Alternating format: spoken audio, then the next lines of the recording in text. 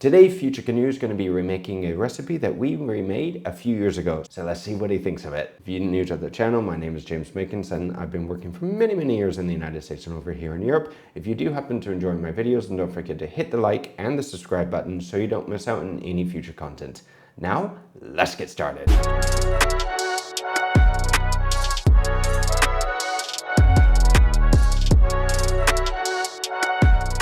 I'm always intimidated by Josh's recipes because they seem too complicated, but I feel like most of you here are just to see me struggle, so here we go. This is kind of true, isn't it? Whenever you look at one of Joshua's recipes, it seems like he goes through so many extra steps that some of them don't seem quite necessary just to make the recipe a little more complicated.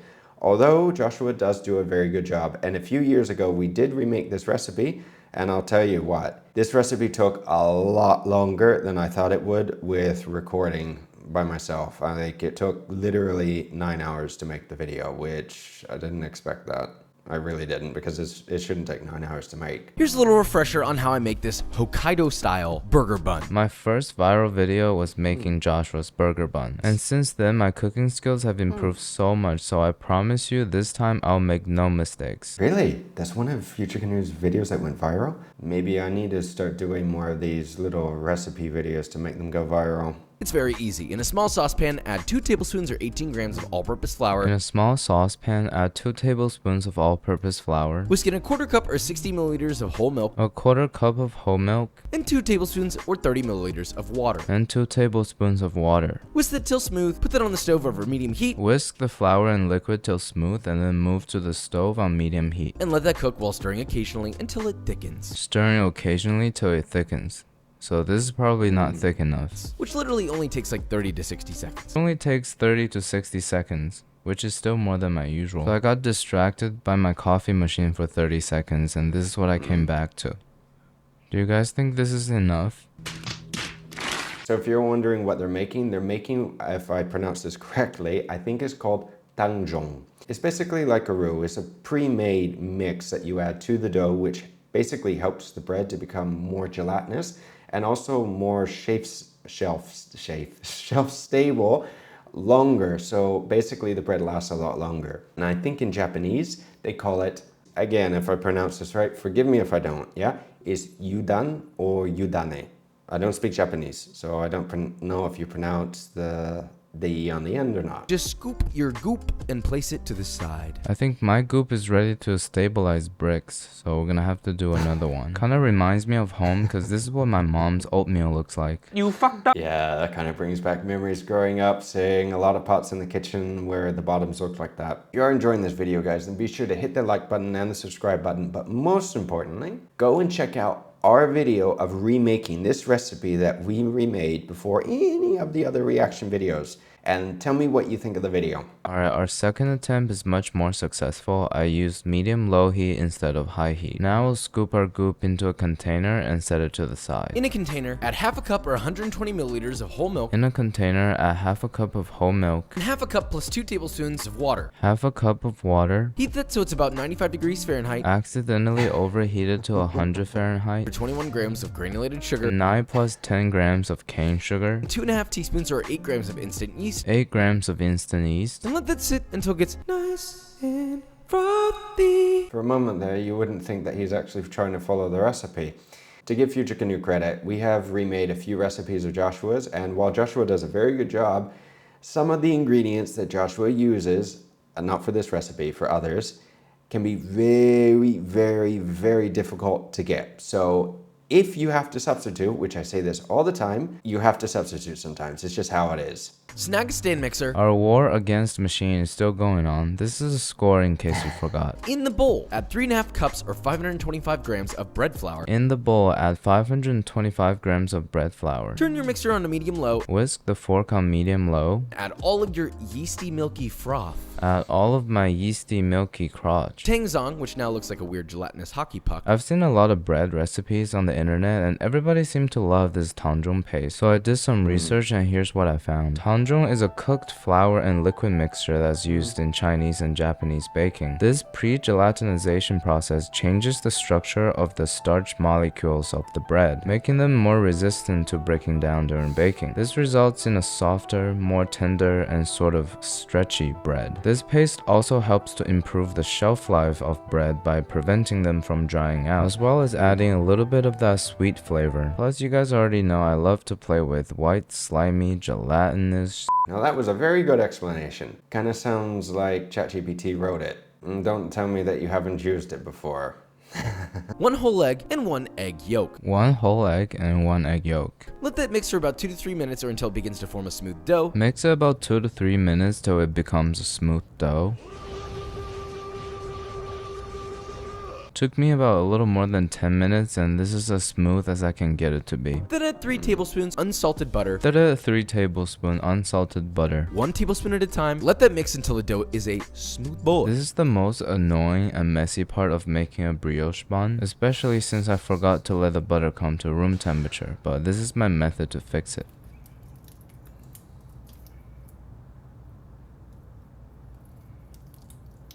If you're in a bit of a pinch, you can stick the butter in the microwave just for a few seconds to get it soft, not to where it starts to split. You don't want to split the butter, but if you have the time, just leave the butter out and you should be all right. When I remade this recipe, I also didn't have a stand mixer, so I had to do it by hand, and I'll tell you what, it takes a lot of arm work. You just keep squeezing and melting it with your hand till it reaches room temperature. And I call this method the finger butter. Yeah! Plop that dough out of the stand mixer, roll it into a light ball, and place it in a greased bowl. Cover with plastic wrap. After a long time of kneading the butter, the dough becomes nice and smooth like this. The reason why it looks like a days-old roadkill is because the butter hasn't been incorporated into the dough fully. So I'm just gonna go rub it on the couch. Be careful though, because it might get a little messy. What I would recommend is that if you're going to be making this by hand, and you don't have a stand mixer, make a double batch and then freeze the rest of the little dough balls after you cook them, after you bake them off. You can freeze them, they'll stay in the freezer for a few months, and that way, anytime that you want a little burger, you can pull them out and you have your bun ready, instead of having to go through the process again, because this is a very long process. And let it rise at room temp for 1 hour or until and doubled. We'll put it in a greased bowl, cover it, and let it rest for about 30 minutes. Now, love your little dough man, respect him, and then release him from this world from whence he came. Love my little dough man, respect him, and release him because he came. Be sure to degas it nicely, and place your dough onto an unfloured counter. Making sure our dough is degassed nicely. I degassed about 3 minutes ago. Divide it into 8 to 9 equal pieces, depending on how big you want them. I prefer eating big buns, so I'm gonna divide it into 8 pieces. Roll each piece of dough into a nice doit ball, and place those all evenly spaced apart on a baking sheet lined with parchment paper. Now, we recently reviewed a Joshua making ramen, and that video I think is a little older than this one. And in his original videos, he didn't used to make all these little childish jokes every couple seconds. It's fine making jokes and making the video fun. I enjoy that, I like it. And I try to as well, although it's not always easy to do that. But it's just with some of the more recent videos with all these little jokes here and there. Cover those with another inverted rim baking sheet and let that proof at room temp for 30 minutes. Once all 8 pieces of dough is rolled out, we'll put it on a parchment paper on a baking sheet and cover with plastic wrap, letting them rest on my kitchen counter for about 30 minutes. Then just brush each of your buns with egg wash, which is literally just 1 beaten egg with a splash of water. When they're all puffy like this, we're gonna brush it with some egg wash, which is just an beaten egg. Then just give all of those a beautiful with sesame seeds. Now we'll give all of those a beautiful sprinkle of sesame seeds. You know, the funny thing is that normally when you're in the kitchen working, if you were to see any cook actually sprinkle the sesame seeds on a bun out of the bottle, like what Joshua is doing, this would be a big no-no. They'd be yelled at. The correct way to do it is how FutureCanoe is doing it, by taking the seeds in his hand and using his hands to do it, because you have more control over it. because it's easy just to tip the bottle and then all the seeds pour out. Anyway, bake those at 375 Fahrenheit with convection ideally for 17 minutes or until deep golden brown and gorgeous. Now we'll bake them at 375 for 17 minutes. Now, pull those puppies out and immediately brush them with melted butter and let them cool on a wire rack completely. Now we'll pull those puppies out. I think they're already pretty shiny, so I'm gonna skip on the butter. I'm surprised at how big and round they are. Rumor has it the Kardashians used this recipe to prepare for the Met Gala. He's been watching a lot of Uncle Roger, hasn't he? That's an Uncle Roger joke. Now let's talk sauce. Not just any sauce, our more exciting Big Mac sauce. Start off with half a cup or 120 grams of mayonnaise. Starting with 1/4 of a cup of mayonnaise. I just ran out of regular mayo, so I'm gonna use some I Give a Second Chance to Kewpie mayo. 3 tablespoons or 42 grams of ketchup. Look, technically they don't use ketchup in theirs from what I understand, but I don't care and this makes it significantly better in my opinion. I've never cared about the Big Mac sauce, so I'll add as much ketchup as Papa says. 3 tablespoons or 42 grams of yellow mustard. 3 tablespoons of yellow mustard.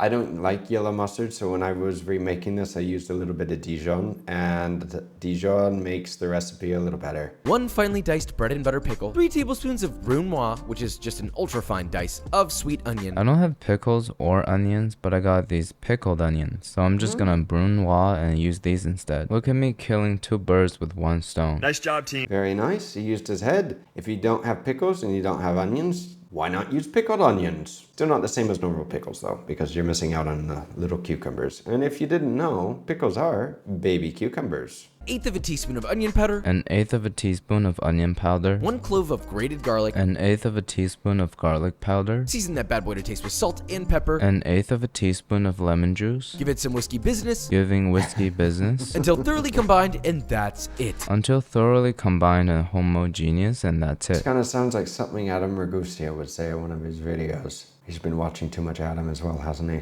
Peanuts to sprinkle on top for heterogeneity. We're almost there. Let's just get our toppings put together. Snag some iceberg lettuce. You only need half a head. Now we'll take half a head of crispy water. Shave that nice and thin so you get little iceberg ribbons. Shave it nice and thin so we have crispy water strips. Place it into a bowl along with optionally a small handful of fresh Italian parsley that's been finely chopped. Place it in a bowl and choose the option of not putting any parsley in it. In the zest from 1 lemon. And the zest of 1 lemon. I like to add the urban zest just to give it a little bit of freshness.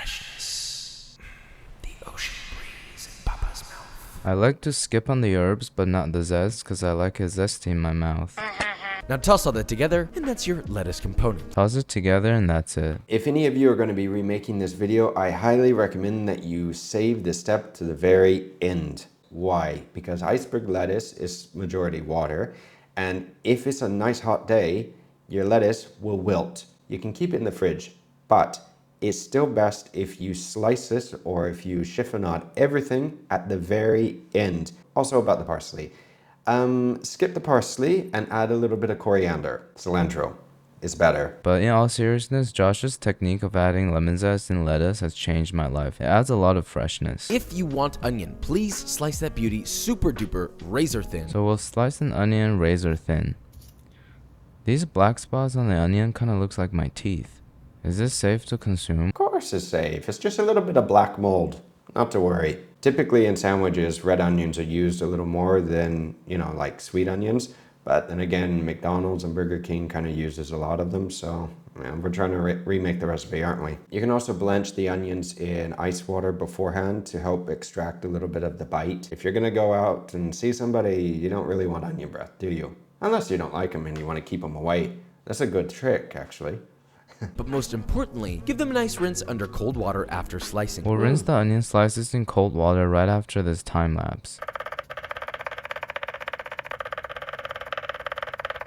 I see people doing this at restaurants a lot. They also soak spring onions. I wonder what does it do? This will help reduce some of their bite and any bitterness and leave a fragrant, delicious, and sweet onion flavor. Soaking in cold water made the onions significantly stiffer and bigger, which is a quality I don't have. Basically, this technique of dropping vegetables or anything else in ice water is a little trick to help keep the onions fresh. This is the same principle when you blanch asparagus.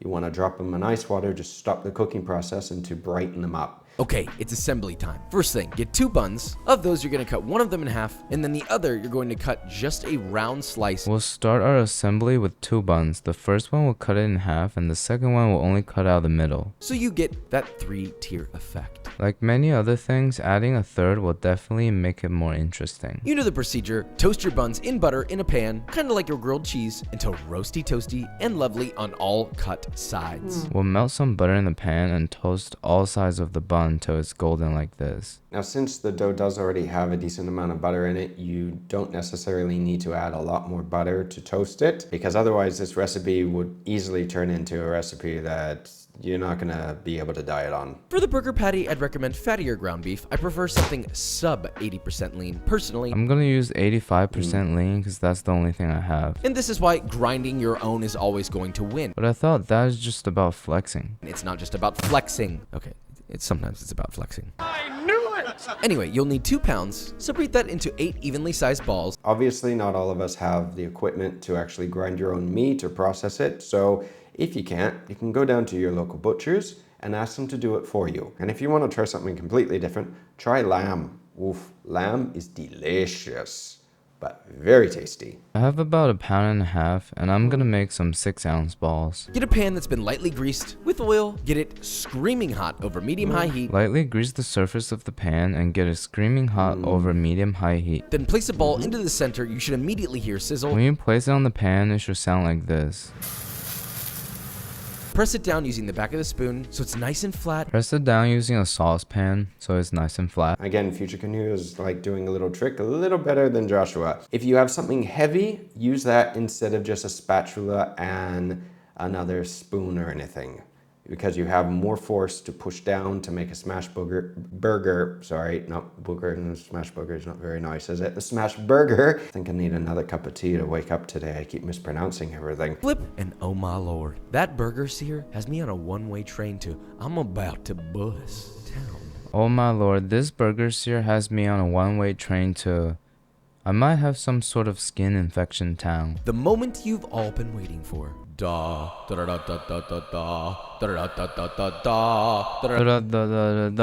da da. Add a cheese slice of your choice to both the bottom bun and the middle bun. I only have 1 slice of mozzarella left, so I'm gonna whip out the wheel of raclette. This thing's been stinking up my fridge for almost a month now. Every time I open my fridge, this atrocious smell just comes out. I already got used to the radioactive chicken smell, but this one is gonna take a while. Give those a nice melt under the broiler or with a kitchen torch. Give those a nice melt with a kitchen torch. Do you think these are burnt or perfectly melted? Let me know in the comments. A little, hard to say, but the one on the left looks a little burnt. Yes, it does. The easiest way to melt the cheese is to basically turn your broiler on in your oven, pop it in. That means that the top rack is actually on, not the bottom, so all the heat's coming down from the top, and it'll melt the cheese.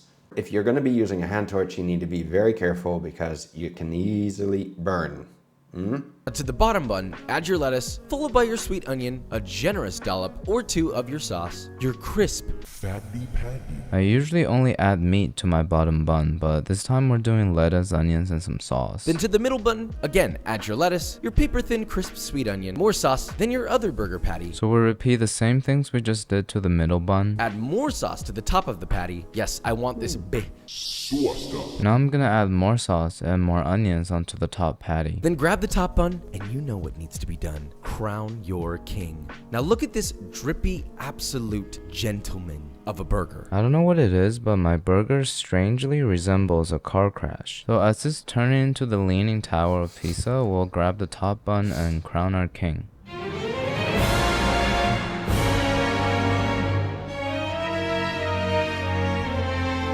Now, when I made this, it actually turned out to be about as tall as FutureCanoe's, and it wasn't easy to eat, obviously. I mean, it's not something that you can fit in your mouth. You need a fork and knife, and you have to cut it. And everyone was asking, well, how can you eat that? Well, it's remaking Joshua's recipe. It's a Big Mac burger. What can I say? This is definitely the tallest burger I've ever made in my life. I'm gonna post it on Instagram to see what you guys think. What's poppin'? Brand new whip, just hopped in. I got options. I can pass it like Stockton. Whenever I start to feel good about myself, I just check Instagram to fix the problem. Now let's try it and rate it 1 through 10. To be honest, this was a really good recipe. It's just that if you're going to be making this recipe, I would recommend not to triple stack the burger. It's not as easy. Oh, it's from the side. Come on. Baby. As you can tell, I had a lot of trouble trying to figure out how to fit this in my mouth. I usually don't have that problem with meat. Half of my face is covered up with sauce. And to celebrate for 500,000 subscriber, I'll give you a money shot. Still can't tell what he looks like, but in any case, the way that FutureCanoe makes and pronounces Asian recipes, do you think he is Asian? Uncle Roger thinks so. Me? I don't know. He could be, or maybe he's Latino. It's hard to say. I can already see the 2 categories of comments under this video. First being how Americans are fat because this is what they eat, and second is how FutureCanoe likes to take down tall, big, thick, dark piles of meat. But overall, I think this recipe does taste better than a Big Mac. Obviously, the brioche bun is a killer as usual, and the sauce is acidic and fresh. But I have to say, it doesn't really taste like a Big Mac anymore. It just tastes like a gourmet burger. The best part about a Big Mac is the taste of the plastic cheese and the plastic beef. Without those, it kind of makes me feel like I'm making better decisions in life, which is uncomforting. I think Josh's recipe is a 10 out of 10, and my execution today will be an 8.5 out of 10. Alright, thank you. Overall, I do have to admit that when we remade this video, it took a long time. Like, I mean, literally around 9 to 10 hours. It was a very long day, but it turned out to be a very tasty burger. Then again, I also had to substitute a few things here and there, and we followed Joshua's recipe, but I did tweak it a little bit. Just how it is. In any case, though, Joshua did a very good job, very good recipe. And FutureCanoe today also did a pretty good job. Let me know what you think down below, guys. And if you want to see me remaking more recipe videos as well, then let me know and I will start doing so as well. Until next time, don't forget to hit the subscribe button and the bell notification so you don't miss out on any future content. Check out this next video coming up here, and I will see you again very soon. Until then, take care.